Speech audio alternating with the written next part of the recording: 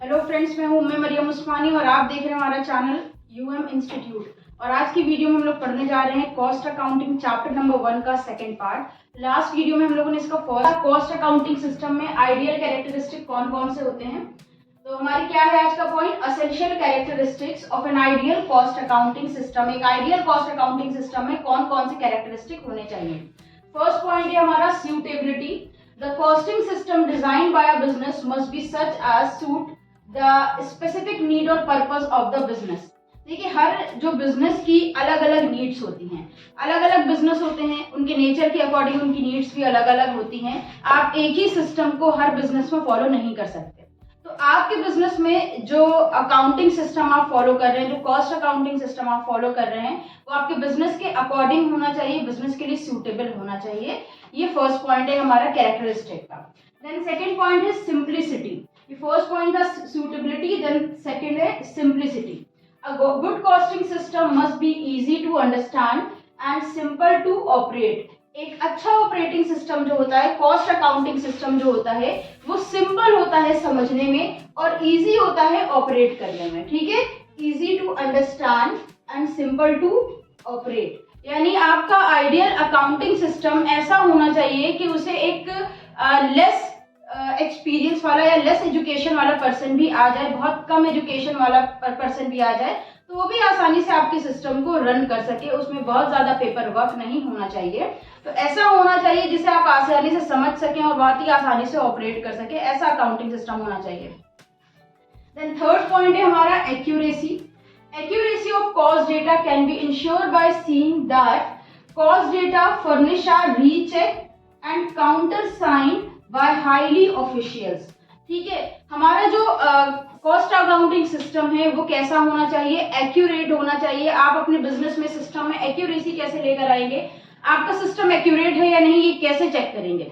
इसको चेक करने के लिए कहा जा रहा है कि हमें इसे रीचेक करना चाहिए। यानी ये नहीं है कि जिस बंदे से बनवा लिया उसी की बात पे पूरा भरोसा कर लिया।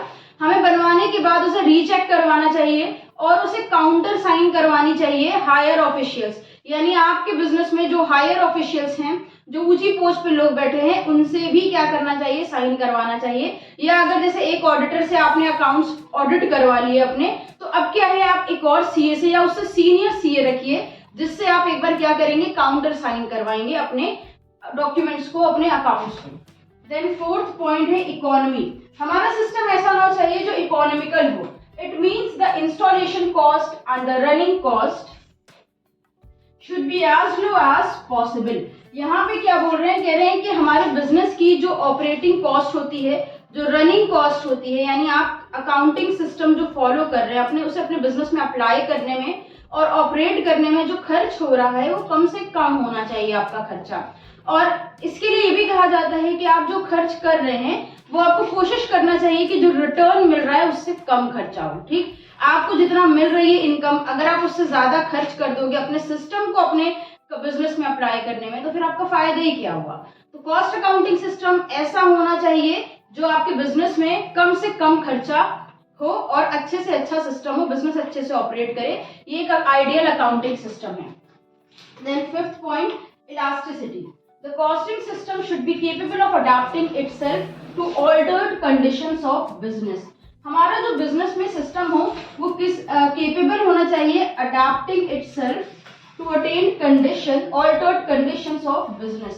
देखो, बिजनेस में क्या होता है, कंडीशंस चेंज होती जाती हैं। टेक्नोलॉजी के आने की वजह से कितने ऐसे बिजनेस हैं जिन्होंने अडैप्टेशन नहीं किया, जो इलास्टिक नहीं थे तो वो डूब गए। तो हमारे बिजनेस में इलास्टिसिटी होनी चाहिए। जैसे ही कोई नई टेक्नोलॉजी आए तो हमें फौरन क्या करना चाहिए, अपने सिस्टम्स को कोशिश करना चाहिए उसके अकॉर्डिंग चेंज करने का। तो एक अच्छा कॉस्ट अकाउंटिंग सिस्टम वो है जो नई टेक्नोलॉजी के हिसाब से चेंज हो जाए। अगर हम पुराने ही तरीके से कॉस्ट अकाउंटिंग करते रहेंगे तो हमारे बिजनेस में नए रिजल्ट नहीं आ पाएंगे और हम मार्केट में क्या करेंगे, कंपटीशन भी नहीं कर पाएंगे।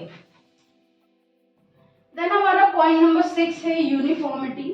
The various forms and documents under costing system must be uniform in size to avoid delay in the preparation of reports.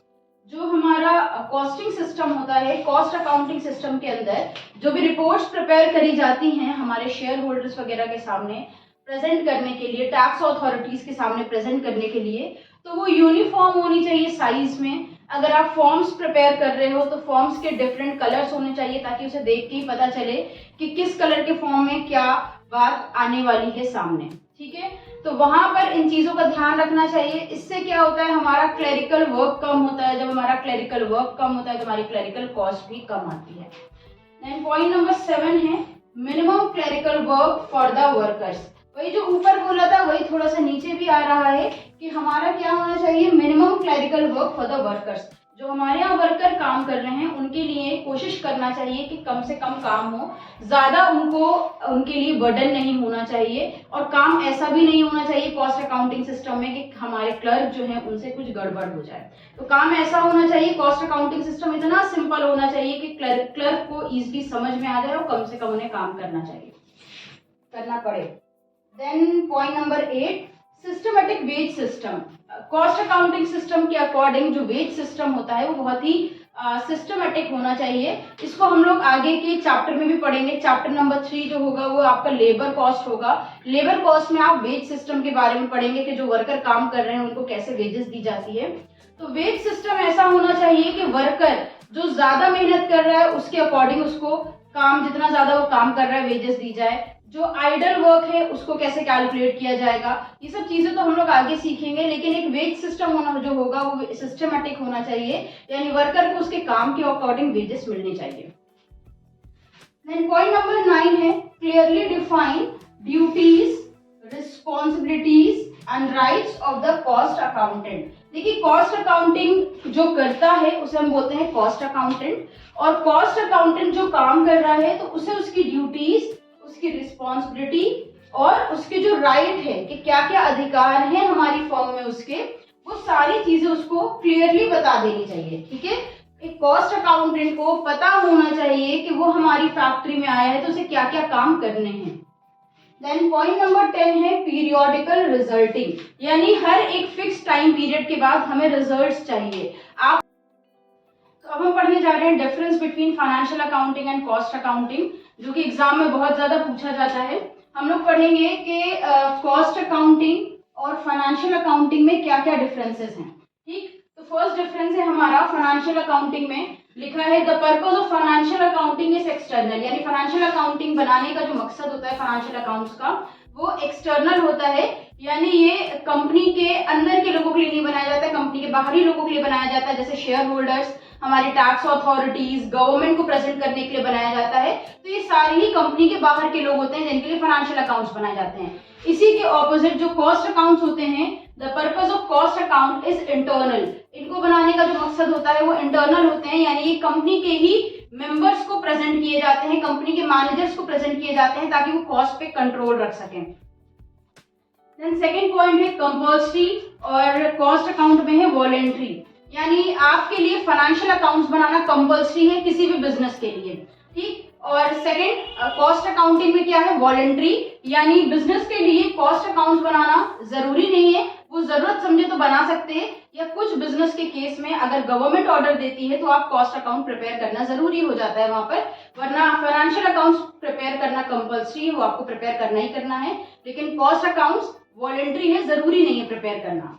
Then point number 3, not use any control technique, और cost accounts में बोल रहे हैं use some control techniques. तो financial account किसी तरह की control techniques को यूज नहीं करती है। क्यों नहीं यूज करती है, क्योंकि यहाँ पर हमें कॉस्ट पे कंट्रोल नहीं करना है, इसलिए फाइनेंशियल अकाउंट्स में कंट्रोल टेक्निक्स यूज नहीं की जाती हैं। जबकि जो कॉस्ट अकाउंट होता है यहाँ पर कंट्रोल टेक्निक्स यूज की जाती हैं, क्योंकि हमें यहाँ अपनी कॉस्ट पे कंट्रोल रखना होता है। तो कुछ कंट्रोल टेक्निक्स जैसे मार्जिनल कॉस्टिंग और स्टैंडर्ड कॉस्टिंग होती है, इनके बारे में हम लोग आगे पढ़ेंगे। Then fourth point, it disclose profit for the entire business. Financial accounts जो होते हैं वो पूरे बिजनेस का प्रॉफिट हमें शो करते हैं। It show the profitability of each product, process और operations.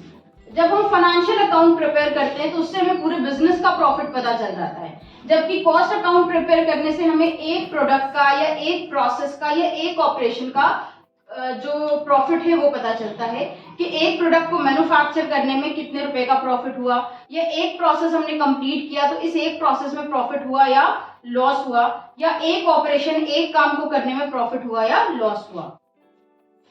Point number 5, it provide financial information once in a year.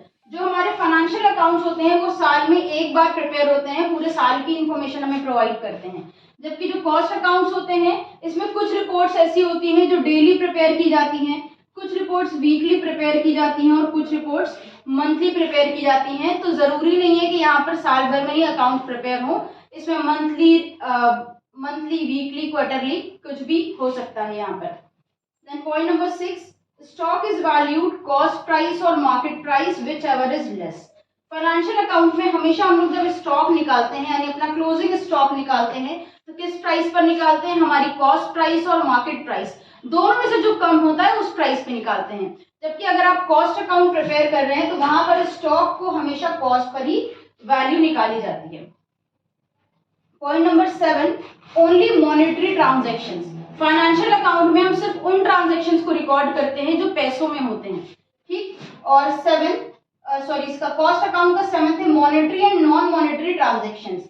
यानी कॉस्ट अकाउंट में हम मॉनेटरी और नॉन मॉनेटरी दोनों तरह के ट्रांजैक्शंस को रिकॉर्ड करते हैं। फाइनेंशियल अकाउंट में सिर्फ मॉनेटरी ट्रांजैक्शंस रिकॉर्ड होते हैं, कॉस्ट अकाउंट में दोनों तरह के रिकॉर्ड होते हैं, मॉनेटरी एंड नॉन मॉनेटरी।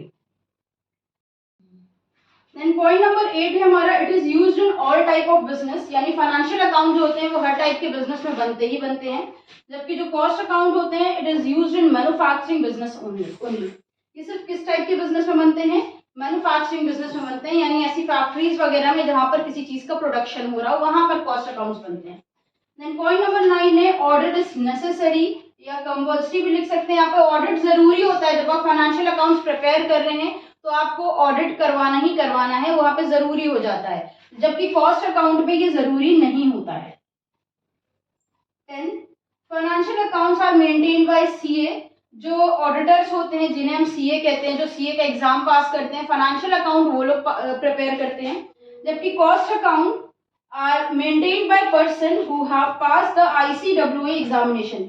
देखिए ICWA एक इंस्टीट्यूट है जहां पर आप ICWA करते हैं, एक एग्जाम पास करते हैं इस इंस्टीट्यूट का, तो आप ICWA कहलाते हैं। तो जब आप सीए इंस्टीट्यूट का एग्जाम पास करते हैं तो आप सीए कहलाते हैं। एक सीए जो अकाउंट प्रिपेयर करता है वो फाइनेंशियल अकाउंट्स होते हैं। जबकि आप अगर ICWA का एग्जाम पास करते हैं तो आप ICWA कहलाते हैं, और ICWA जो अकाउंट प्रिपेयर करता है उन्हें हम कॉस्ट अकाउंट कहते हैं। तो ये थे हमारे डिफरेंसेस फाइनेंशियल अकाउंटिंग और कॉस्ट अकाउंटिंग में। तो आज की वीडियो में बस इतना ही। ये सेकेंड पार्ट था फर्स्ट चैप्टर का। नेक्स्ट पार्ट में और आगे आपको पढ़ाएंगे। तो फिर मिलते हैं एक नई वीडियो के साथ। वीडियो अगर पसंद आई तो इसे लाइक करिएगा, पसंद नहीं आई तो कमेंट में बताइएगा कि हम अपनी वीडियो में क्या चेंजेस कर सकते हैं, क्या इंप्रूवमेंट कर सकते हैं। किसी टॉपिक में अगर डाउट हो तो कमेंट में बताइएगा। फिर मिलते हैं एक नई वीडियो के साथ। हमारे साथ जुड़े रहने के लिए और वीडियोस को देखते रहने के लिए थैंक यू।